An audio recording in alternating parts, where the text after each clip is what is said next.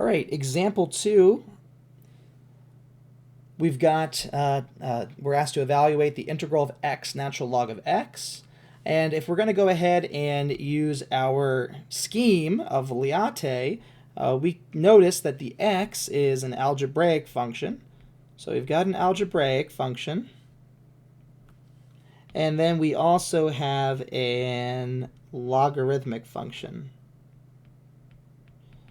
So using our scheme of Liate, Liate says or suggests that we should let u be x and, or actually, I'm sorry, we should let u be natural log of x and let dv be x dx.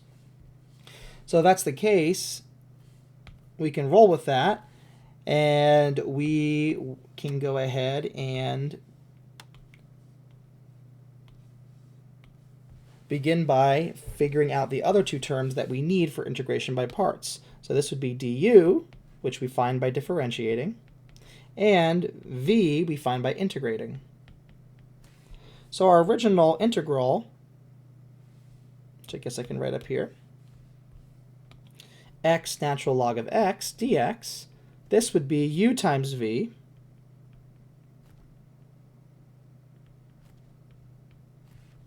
minus the integral of v du. So du is 1 over x dx. So of course we can simplify things. This would be 1/2 integral of x dx. So 1/2 x squared natural log of x minus 1/4 x to the 4th plus x squared, I should say, plus c. Okay, that worked out nicely. Let's take a look at example 3. Here we've got some successive applications. So again, let's notice that we have an algebraic function, and then we've got an exponential. So following the scheme of Liate, Liate suggests the following choices. Suggests u should be, let's see, algebraic, so x squared, and then dv should be the exponential. And this brings up a really nice, this is a good example to bring up another perspective of integration by parts, and that is, this is how I personally learned it when I was first in Calc 2 and learned of integration by parts, is you generally, when you want to use some sort of technique of integration, such as u substitution, integration by parts, or whatever, it's because the integral that you have before you, unmodified, is difficult. For whatever reason, it's difficult. Maybe it's because there's a function that you don't really know that much about. Maybe it's that you've got a product of some functions or a quotient or something like that. Generally speaking, something's complicated if there's lots of pieces to it. Sometimes an integral is difficult because there's just one term that you don't know how to handle, but more often than not, I would say the integrals that you're likely to encounter in a calculus class, it's going to be because there are more terms than you would like and you're not sure how to handle all of them. So in this kind of case, where we do have a couple terms, we got these two terms here, think about which function has easier derivatives as you take them. In other words, what is the result of differentiating x squared? Well, if I differentiate x squared, this becomes 2x. If I differentiate it again, this gives me 2. So as I differentiate this function in front of the exponential, it gets simpler and simpler and simpler. I can differentiate this a certain number of times to make it just turn into a constant. That's the function that you want to choose for u, is the function that eventually it's not a problem anymore. And that's how I learned about integration by parts. So if we go ahead and perform integration by parts, we'll select u to be x squared, dv to be e to the 3x dx. So then du is 2x, and v is 1/3 e to the 3x. So then our original integral here, x squared e to the 3x dx, becomes 1/3 x squared e to the 3x minus the integral of v du. And I'm grouping my constants together. My 1/3 from v and my 2 from du, I'm going to make together as a fraction 2/3 and pull that out. Now you can see the integral that we have now that results from integration by parts is very similar to the integral we had, but it is simpler because this term, the algebraic function, has decreased in degree and it's now simpler. So we can do Liate again. So if that was round 1 of integration by parts, this is round 2. So we'll pick the algebraic function to be u again. So du is now very simple. It's just 1 dx. dv is the same thing, e to the 3x dx. So v is also the same thing, 1/3 e to the 3x. So another application of integration by parts, notice that we'll keep our first term just there. And then be careful how you handle this coefficient. I usually, not always, depends. I sometimes like to factor it out, but you are more than welcome to include it with your u or dv, depending. I usually factor it out, so let's just do that. So we'll factor that out, and then we have our second application of integration by parts. So this would be 1/3 x e to the 3x minus the integral of v du. So this would be 1/3 e to the 3x dx. Okay.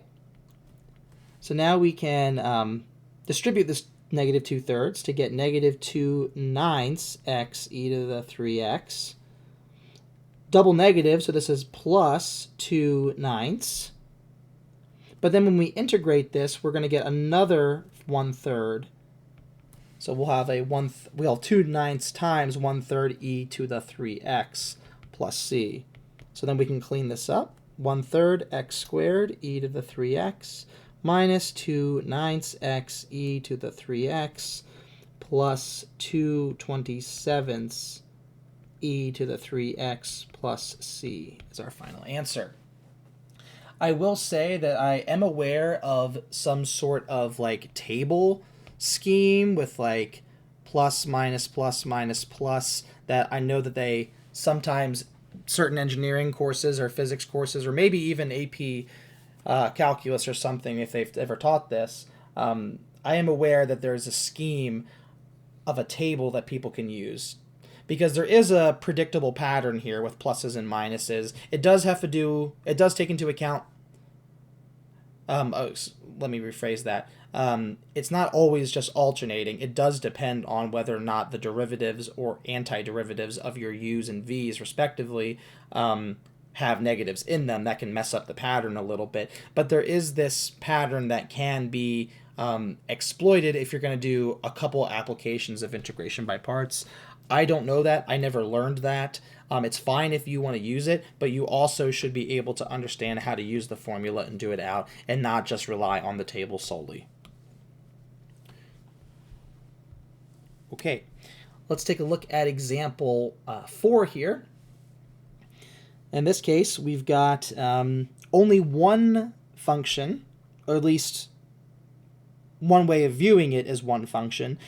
So remember, you can always view things differently in math, so we can think of it as one function, something being squared, or we can think of it as ln of x times ln of x. Yeah, different things you can do. So for this one, let's just try viewing it this way. Let's view it as a logarithmic function squared times 1. So we've got a logarithmic function, and then we have a 0-degree polynomial, so an algebraic function.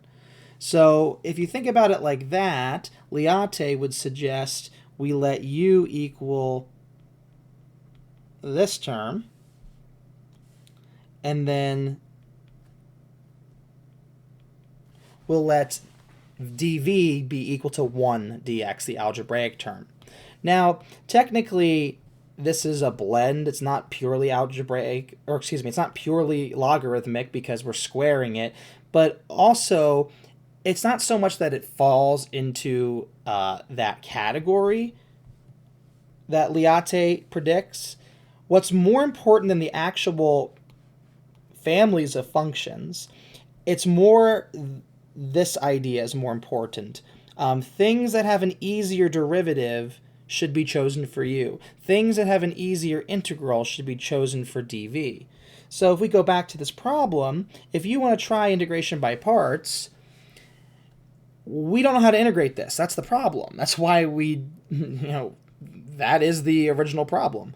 So we don't know how to integrate this, so letting dv equal natural log of x quantity squared dx, well, in order to use integration by parts, we would have to integrate this, which is exactly the problem that we have. So you would never want to pick dv to be that, because it would just create this infinite loop. we would arrive immediately right back at where we started with the original problem. So that choice is out. Your choice for u, really, that's the only thing. The other way that we can think of it, and the other way to see that u is the natural choice here, is that we do know how to differentiate this. So we'll let u equal that, then du will equal 2 ln x times the derivative of natural log of x, which is 1 over x. I'll just write x in the bottom, dx. And then we need to figure out what v is. Well, that just is x. So if we do an application of integration by parts, this would be u times v, so x, natural log of x quantity squared, minus the integral of v, which is x, times du.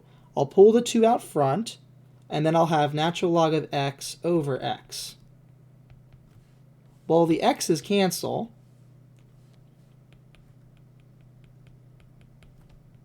so now we're left with negative 2, the integral of natural log of x dx. Well, let's try a second application of integration by parts, where again we let u equal the natural log of x. In this case, du is 1 over x dx.